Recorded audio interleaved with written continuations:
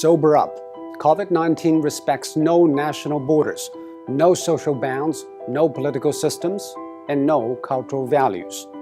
It hits us just as hard. It levels the world.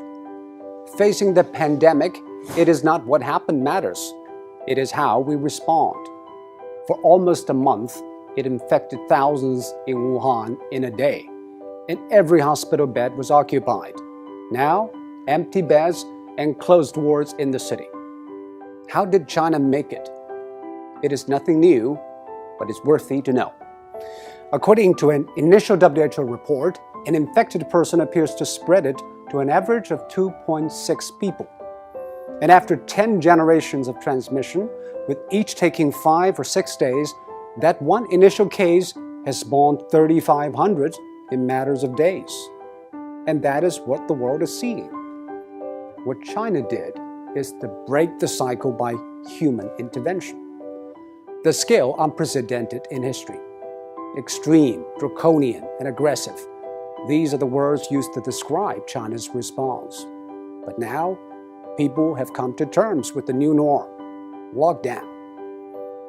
Some people say, isn't that a violation of individual rights? Actually, the balance between individual rights and public safety is always an ever-changing equation.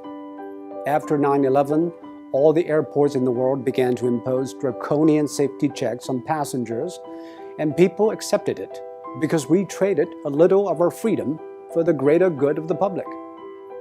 China imposed the largest and most draconian quarantine in history. Factories shut, public transport stopped, and people stayed indoors.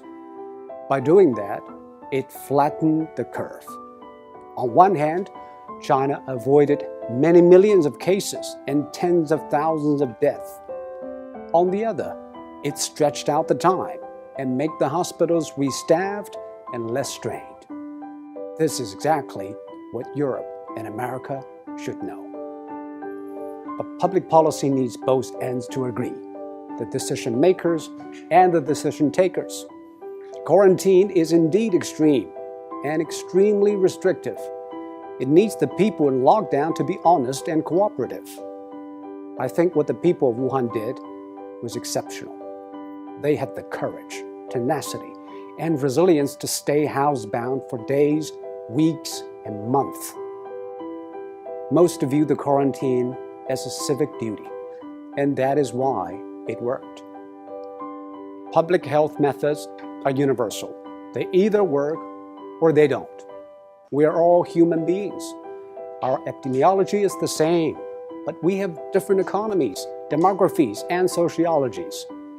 Facing a global pandemic, every nation needs a new contract signed between its politicians, businesses, and the public. Desperate times ask desperate measures. This is a desperate time, and we should not put politics ahead of public health, now more than ever. The new coronavirus has been claimed by ideologues. Donald Trump said it justified tighter border control. Bernie Sanders linked it to free healthcare. While in Singapore, every infection case is followed and dealt with. Bit by bit, every country is testing its methods through trial and error. Some paid a high price, and some set a high bar. We should all move ahead with humility.